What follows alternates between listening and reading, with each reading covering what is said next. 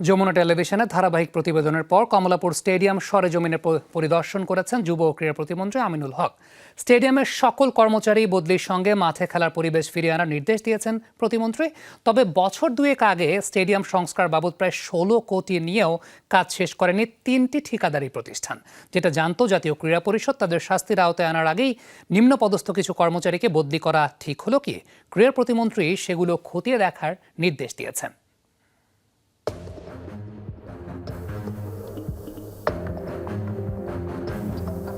এ যেন প্রদীপের নিচেই অন্ধকার।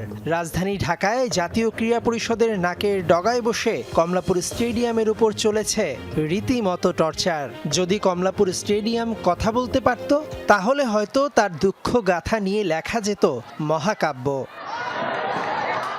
যমুনা টেলিভিশনে কমলাপুর স্টেডিয়াম নিয়ে ধারাবাহিক রিপোর্টের বিষয়টি নজরে আসে যুব ক্রীড়া প্রতিমন্ত্রী আমিনুল হকের। এই মাঠে তিনি অনেক খেলেছেন, তাই দুর্দশার উপলব্ধিটাও বেশি। তাৎক্ষণিক স্টেডিয়ামের সকল কর্মচারীর বদলির নির্দেশ তো দিলেনই, সরেজমিনে স্টেডিয়াম পরিদর্শন করে দিলেন স্টেডিয়ামে খেলার পরিবেশ ফিরিয়ে আনার নির্দেশ।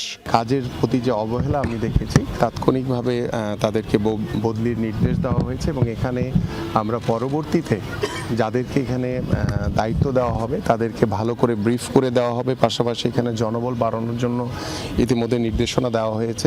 এইসব অব্যবস্থাপনা বারবার চিঠি দিয়ে জাতীয় ক্রীড়া পরিষদকে গেল 2 বছর জানিয়েছে স্টেডিয়ামের তৎকালীন প্রশাসকরা। কিছু নিম্ন পদস্থ কর্মচারীকে বদলি করে বলির পাঠা বানানো হলো না তো? দেখেন, কিছু বিষয় আছে আমরা রাতারাতি পরিবর্তন করতে পারবো না। সো আমি দায়িত্ব নেওয়ার পর থেকে চেষ্টা করছি আপনাদেরও পরামর্শ নিয়ে স্টেডিয়ামের চারপাশে যে বাউন্ডারি দেওয়ালটি রয়েছে সেটিকে আরও উঁচু করে সেখানে কাটা তারের মাধ্যমে আমরা যথাসাধ্যভাবে আরও নিরাপত্তা এখানে নিশ্চয়তা প্রদান করার জন্য বদ্ধপরিকর এবং ইতিমধ্যে নির্দেশনা দেওয়া হয়েছে।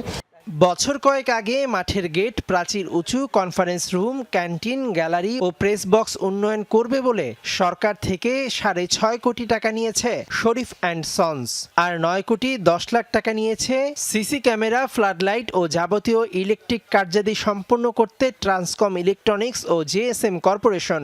অনেক কাজ বাকি রেখেই তারা চুক্তি পূরণ দেখিয়েছেন। সিসি ক্যামেরা থাকলে হয়তো চোর ধরা পড়ত, কিন্তু ঠিকাদার প্রতিষ্ঠানগুলো ঠিকই নিয়েছে সরকারের প্রায় 16 কোটি টাকা। তাদের বিষয়টিও খতিয়ে দেখা হবে বলে জানালেন ক্রীড়া প্রতিমন্ত্রী। আপনার মাধ্যমে যেহেতু বিষয়টা আমি অবগত হয়েছি, আমাদের এখানে দায়িত্বশীল আমাদের নির্বাহী পরিচালক সহ আমাদের ডাইরেক্টর স্পোর্টস তিনিও রয়েছেন। আমরা এটি আমাদের যেই সংশ্লিষ্ট যাদেরকে দায়িত্ব দেওয়া হয়েছে আমরা তাদের সাথে দ্রুত সময়ের ভিতরে তাদেরকে ডেকে এনে তাদের কাছে আমরা সেই জবাবদিহিতা চাইব যে কেন এই বিষয়গুলো আমাদের যেই কাজের যেই পরিধি ছিল সেটা কেন সম্পূর্ণ করা হয়নি। তো সেটি আমরা আলোচনার মাধ্যমে যেহেতু আপনার মাধ্যমে জেনেছি, আমরা আশা করি এটা দ্রুতই একটি স্টেপ নিতে পারবো ইনশাআল্লাহ।